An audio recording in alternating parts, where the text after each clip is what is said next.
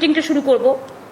তার আগে আপনারা জানেন মানসিকভাবে ছাত্রছাত্রীরা টোটালটাই অনিশ্চিত একটা জীবনযাপন করছেন। তার কারণ কেউ জানে না কবে সিবিএসসি হবে, কবে টেট হবে, কবে জয়েন্ট ইঞ্জিনিয়ারিং হবে, কবে স্কুল ফাইনাল হবে, কবে মাধ্যমিক হবে, এই উচ্চ মাধ্যমিক হবে, কবে সিবিএসসি হবে, আইএসসি হবে। প্রত্যেক ছাত্রছাত্রীরা একটা আনসার্টেনটির মধ্যে মানে চলছেন। তাই ডিটেলস ব্যাপারটা বলে দেবে ব্রাত্য বোস মিনিস্টার এবং বিশেষ করে আমার মনীষ জৈন সেক্রেটারি এবং মহুয়া এবং কল্যাণবাবু আছেন যারা উচ্চশিক্ষা পর্ষদ এবং মধ্যশিক্ষা পর্ষদ আছেন।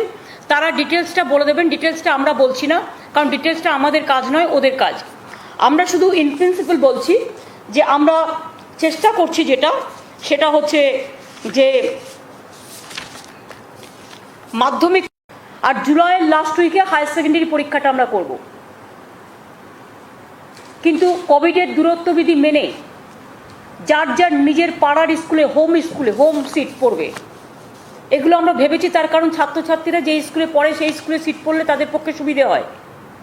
বাড়ি সামনাসামনি হলো, তাহলে আর অনেক দূর বাসে উঠে যেতে হয় না, এবং কি করে কম করে নেওয়া যায়, আরও সাবজেক্টগুলোকে আরও কমিয়ে ফেলা যায়।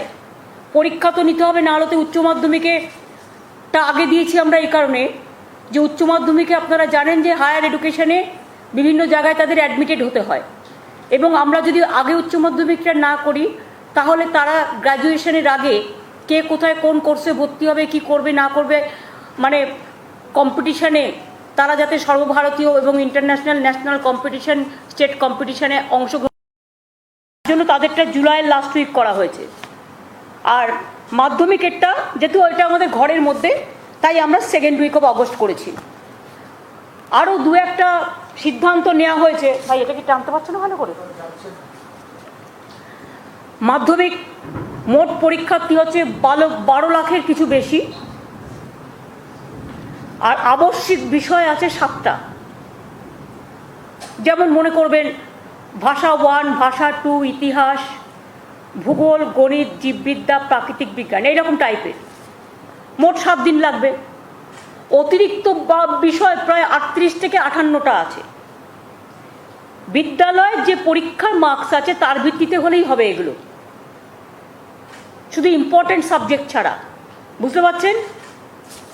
নিজ বিদ্যালয় পরীক্ষা কেন্দ্রে স্বাস্থ্যবিধি মেনে নিকটবর্তী বিদ্যালয়ে এটা করা সম্ভব।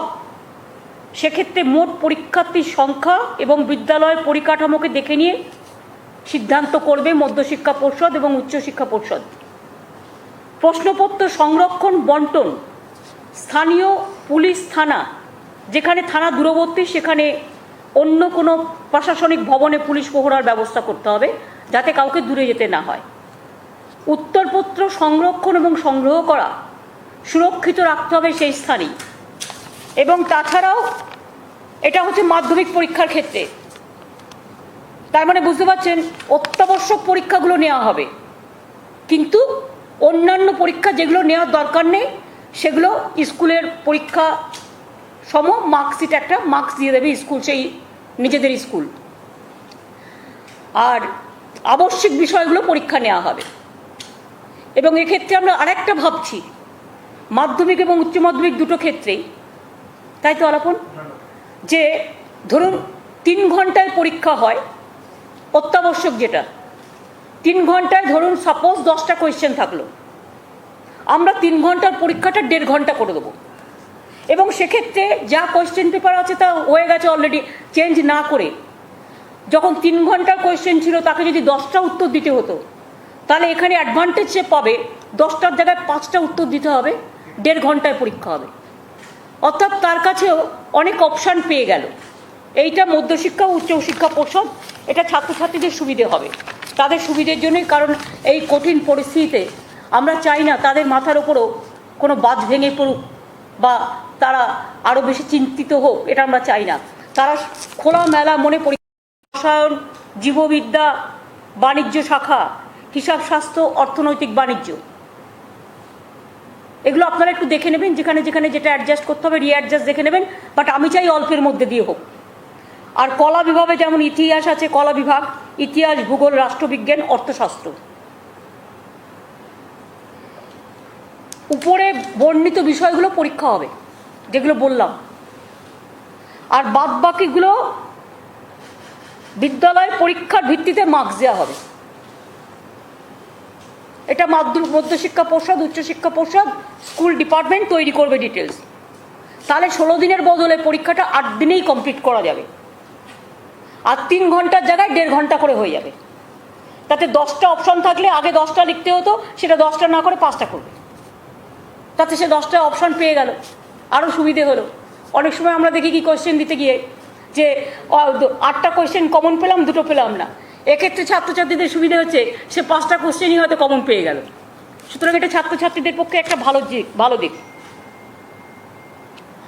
আর বাদবাকি প্রোটোকল বা ডেট, এগুলো সমস্ত পর্ষদ এবং উচ্চশিক্ষা পর্ষদ, মাধ্যমিক পর্ষদ, কল্যাণবাবু আছেন উচ্চশিক্ষা পর্ষদের, মহুয়া আছেন মধ্যশিক্ষা পর্ষদের, এটা বাদবাকি ডিটেলসটা আপনাদের দিয়ে দেবে।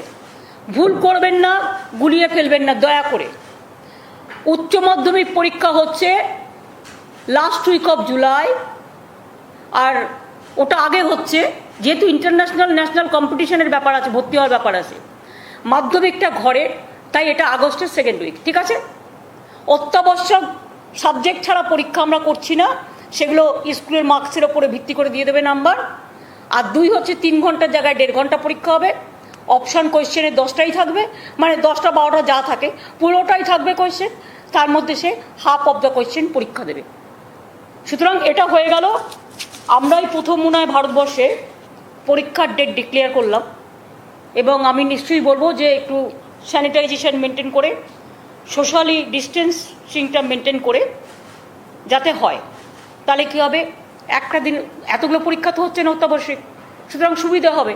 আপনারা ভাগ করে করে করে পরীক্ষা ক্লাসগুলো দিয়ে এগুলো নিজেরা করবেন, এগুলো একটু দেখে নেবেন। থ্যাংক ইউ মনীষ, বুঝতে পেরেছো মোটামুটি? আচ্ছা, বুঝতে কোনো অসুবিধা নেই তো? আপনারা বুঝতে পেরেছেন আমরা যেটা বললাম? তারপরে যদি কোনো ভুলভ্রান্তি থাকে ওটা আলাপনের সাথে আলোচনা করে নেবেন, কারণ হি নোজ দিটার ডিটেলস। আপন কাগজটা রেখে দাও, এটা ব্যাংকে জমা রেখে দাও। থ্যাংক ইউ কল্যাণবাবু, মহুয়া এবং মনীষকে আগে ছেড়ে দিলাম। তোমাদের তো ডিজাস্টারের কাজে দেখতে হচ্ছে, কোভিড টোভিড দেখে নিও। Thank you. আর বাপ্তকে ডাকলাম না, তার কারণ হচ্ছে ওর কোভিড হয়েছিল, আবার এখন কি বেরোতে পেরেছে না? কিন্তু কোভিড ভালো হয়ে যাবার, নেগেটিভ হবার পরেও 17 দিন বেরোনো উচিত নয়, দেখে নাও। এবার আলাপন ডিজাস্টারের মিটিং চিফ সেক্রেটারি শুরু করবেন। প্রেস থাকুক আমাদের সাথে, আগে কার কি রিপোর্ট আছে সেটা বলে দিক। আজকে পর্যন্ত যদি আর কারো কোনো রিপোর্ট থাকে। ইকো হচ্ছে কেন এটা? আচ্ছা ঠিক আছে। ম্যাডাম, আপনি তো দিনের পর দিন এবং সারা রাজ্যেও নবান্নে যেভাবে মনিটর করেছেন, তার ফলে যেটা মূল বিপর্যয় সেটা বেশ খানিকটা রুখে দেওয়া গেছে, এবং পশ্চিমবঙ্গে এবার অনেকটাই ইন্টিগ্রেটেড ভাবে এবং খুব অর্গানাইজ ভাবে ক্ষয়ক্ষতি বহুদূর পর্যন্ত রোধ করা গেছে, প্রাণনাশ কম হয়ে গেছে। গতকালের পর থেকে আমরা তারপর প্রাথমিক ক্ষয়ক্ষতি একটা বিভিন্ন বিভাগ এবং ডিপার্টমেন্ট এবং বিভিন্ন ডিস্ট্রিক্ট ম্যাজিস্ট্রেটের থেকে ডিটেইলে একটা রিপোর্ট আনিয়েছি ম্যাম। এটা ভেরি ভেরি প্রিলিমিনারি এস্টিমেট, এবং সেই এস্টিমেট হয়তো আরো ছাড়িয়ে যেতে পারে। Huge damage has been caused to dwelling houses.